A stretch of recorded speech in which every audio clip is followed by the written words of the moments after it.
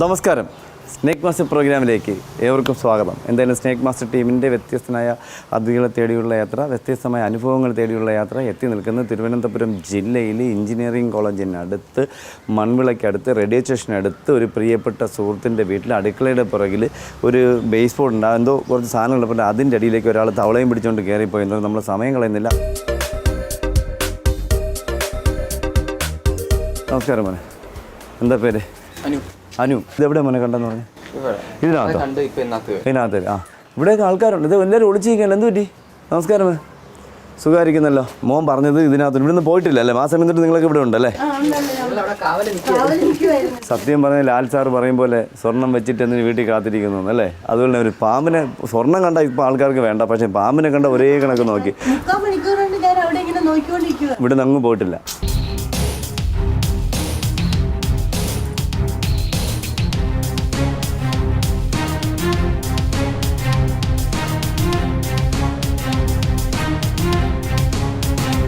അപ്പോൾ സമയം കളയുന്നില്ല.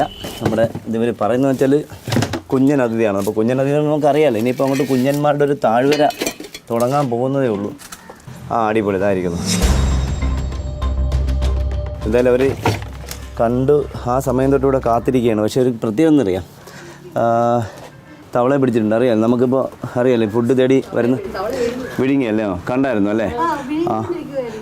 തവള വയറ്റിലുണ്ട്. അപ്പോൾ നമുക്കറിയാമല്ലോ, ഇപ്പം നമുക്ക് വേനലിൽ കടികളുടെ എണ്ണം കൂടുന്നു, കടികൾ കുറയുന്നു. ചില ആൾക്കാർ ചുമ്മാ പത്രങ്ങളിൽ വാർത്ത കൊടുക്കുകയാണ്. ശരിയല്ല, കടികളുടെ എണ്ണം കൂടുന്നുണ്ട്. അപ്പോൾ സൂക്ഷിക്കണം. ഇപ്പോൾ ഇങ്ങനെയൊക്കെയുള്ള സ്ഥലത്തിൽ നമ്മൾ കാണുകയില്ല. നമ്മൾ എന്തെങ്കിലും സാധനം എടുക്കാൻ വരുമ്പോൾ അറിയാതെ ചവിട്ടുകയെല്ലാം ചെയ്യുന്നുണ്ടെങ്കിൽ കടി കിട്ടും. പിന്നെ അതൊരു കാര്യമാണ് എനിക്ക് ഓർമ്മയുണ്ട്. ഇപ്പോൾ മൃഗസ്നേഹികളിലും എൻ്റെ പക്ഷി സ്നേഹികളൊക്കെ ഉള്ളതുകൊണ്ട് എല്ലാവരും പക്ഷികൾക്ക് വെള്ളം വെക്കാറുണ്ട്. ഒരു കാരണവശാലും പക്ഷികൾക്കോ മൃഗങ്ങൾക്കോ വെള്ളം താഴെ വെക്കരുത്. എപ്പോഴും ഹൈറ്റിൽ പക്ഷികൾക്ക് നിങ്ങൾ വെള്ളം വെക്കുന്നതിന് മതിലിൻ്റെ മേളിൽ വെക്കുക, അല്ലെങ്കിൽ ടെറസിൽ വെക്കുക, അല്ലെങ്കിൽ കെട്ടി തൂക്കുക. ഒരു കാരണവശാലും താഴെ വെക്കരുത്. കാരണം പാമ്പ് അതിഥികൾക്ക് ചൂട് കൂടുമ്പോൾ വെള്ളം അനിവാര്യമാണ്. മുട്ടയിട്ടിരിക്കുന്ന പെണ്ണതിഥികൾക്ക് മുട്ട ഇട്ട് ഇപ്പോൾ വിരിയാറാവുന്നു. ഇനി വെള്ളം അങ്ങോട്ട് ആവശ്യമാണ്. അപ്പോൾ വെള്ളമുള്ള സ്ഥലത്തൊക്കെ അവർ വരും. അപ്പോൾ ആ സമയത്തൊക്കെ നിങ്ങൾ സൂക്ഷിക്കണം. അപ്പോൾ നമുക്ക് കാണാം, ഒരു കുഞ്ഞ്, അത്ര വലുതല്ലാത്ത, ഏകദേശം 11 മാസത്തോളം പ്രായം വരുന്ന ഒരു കുഞ്ഞു മൂർഖനാണ്. അദ്ദേഹം ഫുഡ് കഴിച്ചിട്ടുണ്ട്. അതിലുപരി കയറി പോകുന്നു. അതിലേക്ക് പോകണം. ഇതിലേക്ക് വന്ന് കയറുതാ പോട്ടെ. എവിടെ സാറേ? വരൂ, കമോൺ. അവിടെ ഹോൾ ഉണ്ടെങ്കിൽ അത് അതിനകത്ത് കയറാൻ സാധ്യതയില്ല. പോകുന്നു.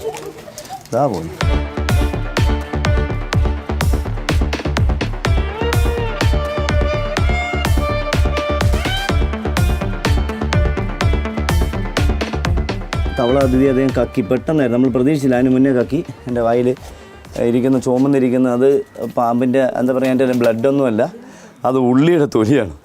ഉള്ളിയുടെ തോലാണ്. കണ്ട് നമ്മൾ വിചാരിക്കും അത് കക്കിയുണ്ട്, അതിൻ്റെ വായിൽ നിന്ന് വന്ന ബ്ലഡ് ആയിരിക്കുമെന്ന്. പക്ഷെ അല്ല, ഉള്ളിയുടെ തൊലിയാണ്. അത് നടക്കുന്ന തവളെ തിരിച്ചു തരാൻ വേണം. തവളെ തിരിച്ചു തരാം കേട്ടോ.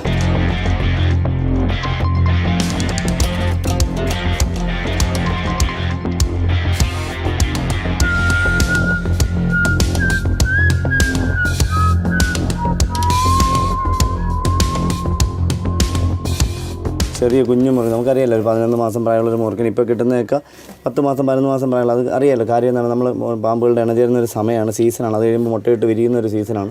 അപ്പോൾ അതൊക്കെ ആവുന്നു. കണ്ടില്ലേ, ഇതൊരു കുഞ്ഞു മൂർഖൻ ഉണ്ടല്ലോ. 11 മാസം പ്രായം വരുന്ന കുഞ്ഞു മൂർഖൻ. നമുക്ക് ഒരുപാട് അതിൽ നമ്മൾ പരിചയപ്പെടുത്തിയിട്ടുണ്ട്.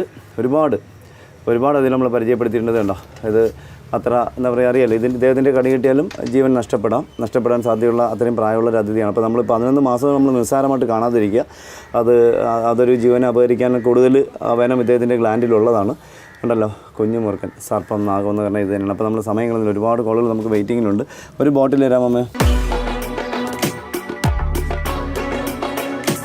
ആടാട് അമ്മയെ വെച്ചണേ. ആരാട്? ഒരു കുഞ്ഞാവ നോക്കിക്കൊണ്ടിരിക്കുകയാണ് ഇവിടെ. ഒരു കുഞ്ഞാവയ്ക്ക് കുഞ്ഞാവ കൂട്ട്. അവിടെ ആടാ.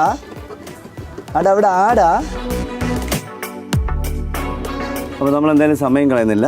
നമ്മളിവിടുത്തെ ദൗത്യം കഴിഞ്ഞ് നമ്മൾ കുഞ്ഞിനെ ബോട്ടിലാക്കി. ഇനി ഒരുപാട് കോളുകൾ വെയിറ്റിങ്ങിനുണ്ട്. അപ്പോൾ എന്തായാലും സ്നേക്ക് മാസ്റ്റർ ടീം മറ്റൊരു അതിഥിയെ തേടി അടുത്ത സ്ഥലത്തേക്ക് ഒരുമിച്ച് യാത്രയാവുന്നു.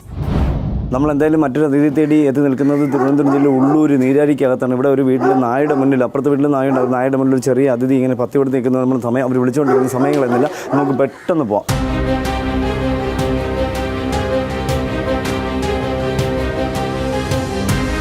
ഇത് എവിടെയാ വേണ്ടേ? അതാ ഓക്കെ. കണ്ട്.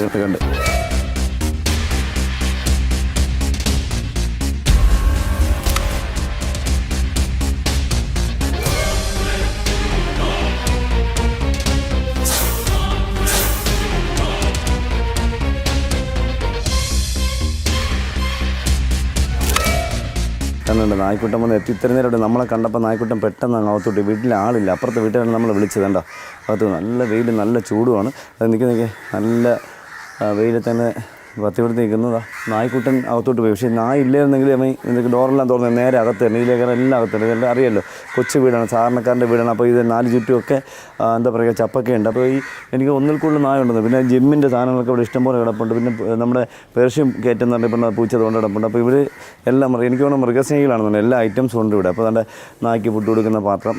എന്തായാലും എനിക്ക് തോന്നുന്നത് എൻ്റെ ഓർമ്മ ശരിയാണ് 2 ആഴ്ചയ്ക്ക് മുന്നേ ഇതേ വീട്ടിൽ ഒരു പാമ്പതിയെ കണ്ടുമ്പോൾ രാത്രി എന്നെ വിളിച്ചിട്ടുണ്ട്. പക്ഷേ ഞാൻ വന്ന് ഇവിടെ മൊത്തം അരിച്ചുറക്കി ബാക്കിലോട്ടൊക്കെ അരിച്ചുറക്കി കിട്ടിയില്ല. ബാക്കിൽ ഇതിൻ്റെ തൊട്ട് പുറകിൽ പറമ്പിൽ ഈ അതിർത്തിയിൽ നല്ല മാളങ്ങളാണ്. അപ്പോൾ അതിലേ കൂടെ പുറത്തേക്ക് പോകാൻ സാധ്യത. പുള്ളി ഞാൻ അതിലേ പോയെന്ന് അങ്ങനെ അന്ന് മുഴുവൻ 2-3 ആഴ്ചയായി. അപ്പോൾ കിട്ടിയില്ല. അപ്പോൾ നല്ല നായ് പതുക്കെ അങ്ങോട്ട് മാറിയിട്ടുണ്ട്. നായ് പതുക്കെ അങ്ങ് അകത്തോട്ട് പോയി പേടിച്ചിട്ടാണെന്ന് തോന്നുന്നു. പക്ഷേ സർക്കിളിൽ കിട്ടിയാവും പിടിക്കും. എനിക്കൊന്ന് പ്രായമുള്ള നായാണ്. എനിക്കൊന്ന് അതുകൊണ്ട് ആയിരിക്കും ചിലപ്പോൾ കണ്ണിന് കാഴ്ച കുറവുള്ളതുകൊണ്ടായിരിക്കും പിടിക്കാത്ത. ഇല്ലെങ്കിൽ ഇവൻ പോമറേനിയൻ്റെ എന്തോ ക്രോസ് ആണെന്ന്, ജടയുള്ള നായുടെ ക്രോസ് ആണെന്ന്. ഇതുണ്ടോ നല്ല മുറിവുന്നുണ്ട് അദ്ദേഹം. പക്ഷേ സത്യം കടിക്കുന്ന നായാണ്. സത്യം പറഞ്ഞത് കടിക്കുന്ന നായാണ്. പക്ഷേ നമ്മളൊന്ന് വന്നപ്പോൾ പെട്ടെന്ന് ഇത്രയും പേരെ ഒരുമിച്ച് കണ്ടുകൊണ്ടായിരിക്കും അകത്തോട്ട് പോയത്. എന്തായാലും നമുക്ക് ഒരു 2 ആഴ്ച 3 ആഴ്ചയ്ക്ക് മുന്നേ ഇവിടെ വന്നിട്ട് കിട്ടാതെ പോയ അതിഥിയാണ് അദ്ദേഹം. പക്ഷേ അന്ന് അദ്ദേഹം പറഞ്ഞ വലുതെന്നാണ്. പക്ഷേ ഇത് ചെറുത്. വലുതെന്ന് പറയുമ്പോൾ നല്ല സൈസ് എന്നാണ്. ചിലപ്പോൾ ഇത് തന്നെ ആയിരിക്കാം 10 ഇവിടെ നിന്ന് ഇരുട്ടത്ത് പെട്ടെന്ന് അങ്ങ് പോയിരിക്കാം. അപ്പോൾ എന്തായാലും ഈ വീട്ടിൽ ആളില്ല. ഇപ്പോൾ ഓൾറെഡി ആളില്ല.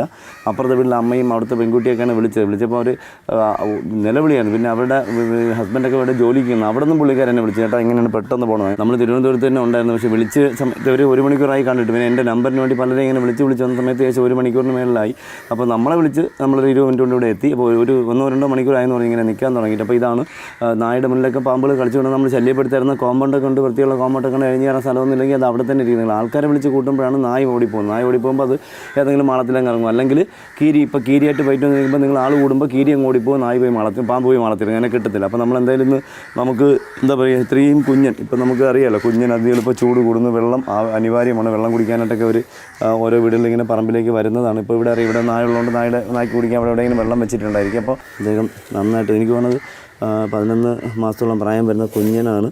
നല്ല കടിക്കണമെന്നുള്ള ടെൻഡൻസിയുള്ള ആളാണ്. നല്ല നോക്കില്ല നമുക്കറിയാം. ഇപ്പോൾ ഇതിനെ കണ്ടിട്ടാണെന്ന് തോന്നുന്നു കാക്ക ഭയങ്കര വെള്ളം നോക്കി.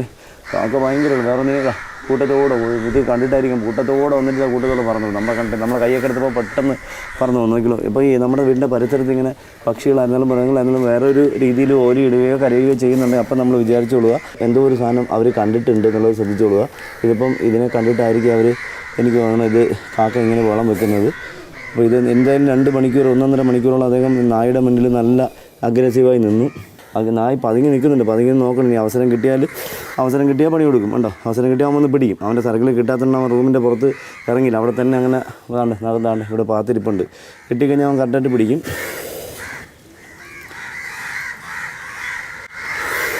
കണ്ടോ കുഞ്ഞിന് ഏകദേശം 11 മാസം പ്രായമുള്ള നല്ല ഉശിരൻ. ഫുഡൊന്നും കിട്ടിയിട്ടില്ലെങ്കിലും എനിക്ക് തോന്നുന്നത് ഇവിടെയൊക്കെ ഫുഡ് കുറവായിരിക്കാം.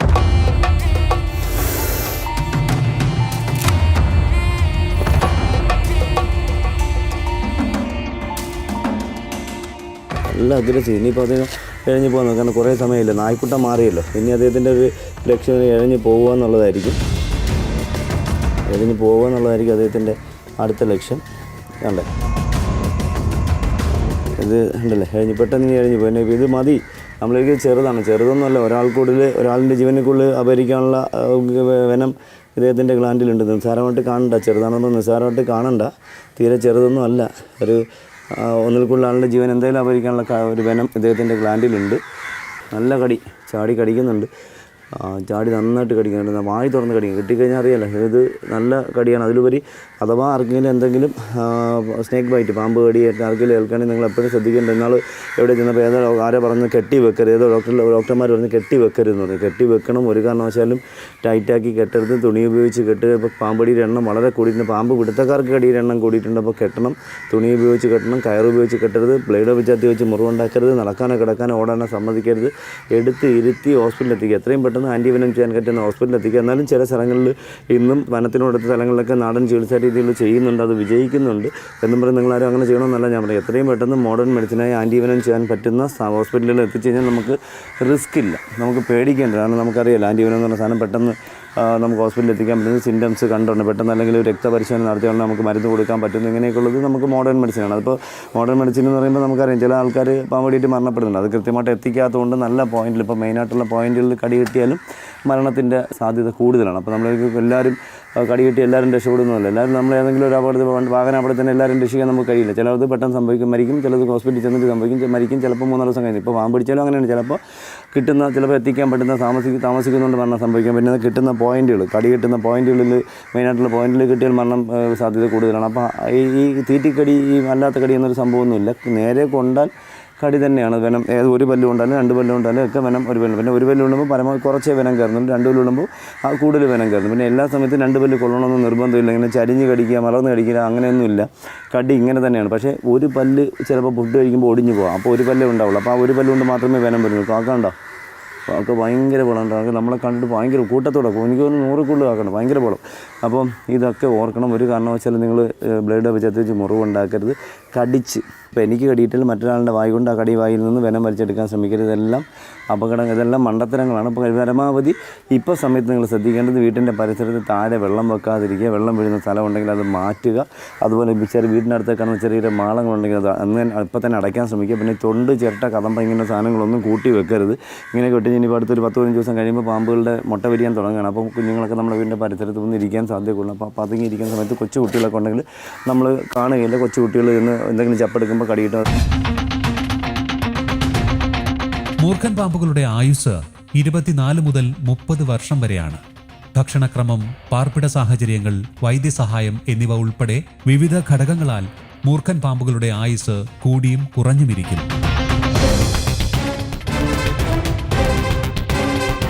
മുട്ടയിടുന്ന മൂർഖൻ പാമ്പുകൾ മുട്ടകളെ സുരക്ഷിത സ്ഥാനങ്ങളിൽ നിക്ഷേപിച്ച് അതിനു മുകളിൽ ചുരുണ്ടുകിടക്കുന്നു. 58 ദിവസം കഴിഞ്ഞ് മുട്ട വിരിഞ്ഞു തുടങ്ങും.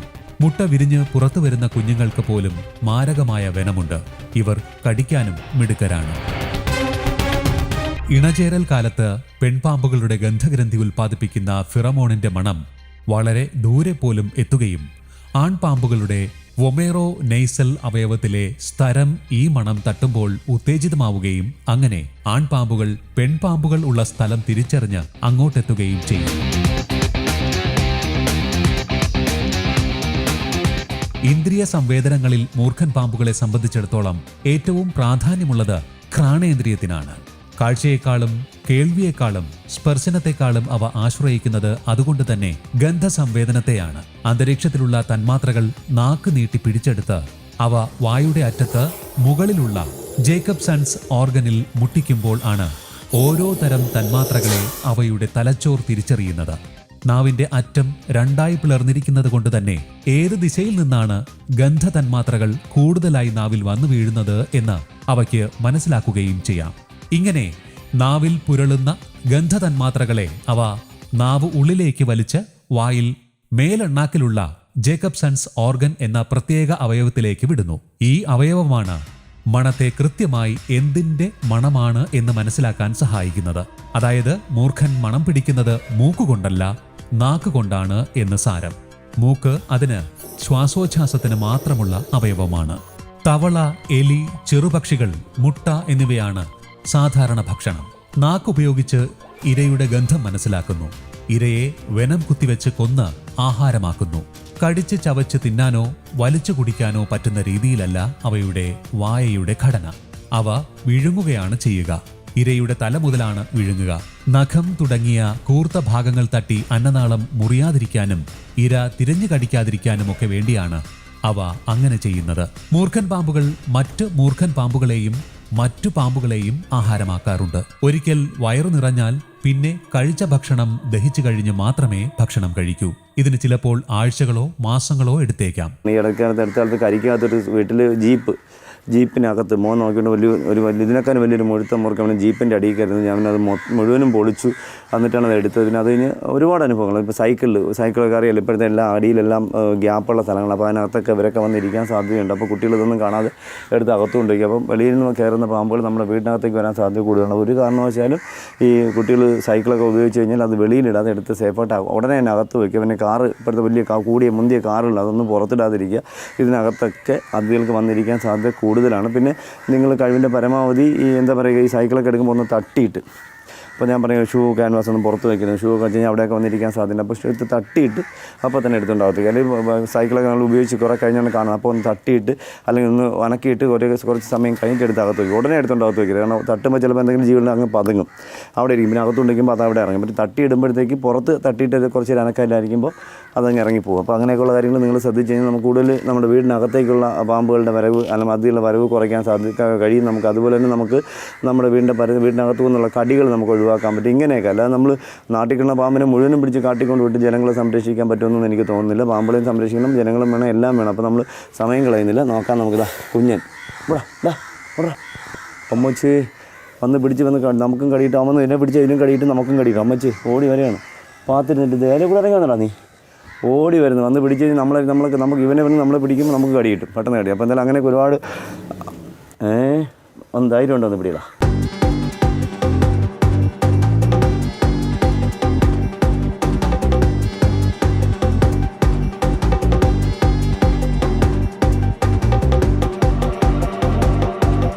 നായ്ക്കുട്ടൻ ചാടി ഓടിയ സമയത്ത് അടുത്ത അതിഥിയോ നോക്കിയേ, പൂച്ചക്കുഞ്ഞ് പാവം ഒന്നും അറിയുന്നില്ല. എന്തോ എപ്പോഴാണ് അത് കണ്ടത്? അയ്യോ നോക്കി ഇപ്പോൾ എന്തോ ഒരു സംഭവം പോലെ ഇരിക്കുന്നത് കേട്ടോ. ഓയ് ചക്കരെ വന്ന് തൊടല്ലേ, ആ കുപ്പിങ് തരാമോ? എന്തായാലും സമയം കളയുന്നില്ല. നമുക്ക് ഇനി ഒരുപാട് കോളുകൾ വെയിറ്റിങ്ങിലുണ്ട്. നമ്മൾ ഇദ്ദേഹത്തെ ബോട്ടിലാക്കുകയാണ്.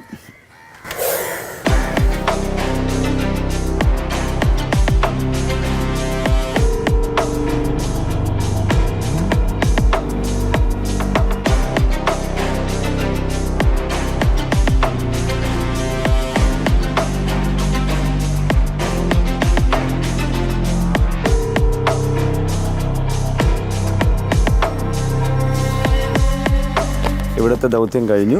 ഇനി ഒരുപാട് കോളുകൾ വെയിറ്റിംഗ് ഉണ്ട്. അപ്പോൾ എന്തായാലും സ്നേക്ക് മാസ്റ്റർ ടീം ഒരുമിച്ച് മറ്റൊരു അതിഥി തേടി അടുത്ത സ്ഥലത്തേക്ക് യാത്രയാവും.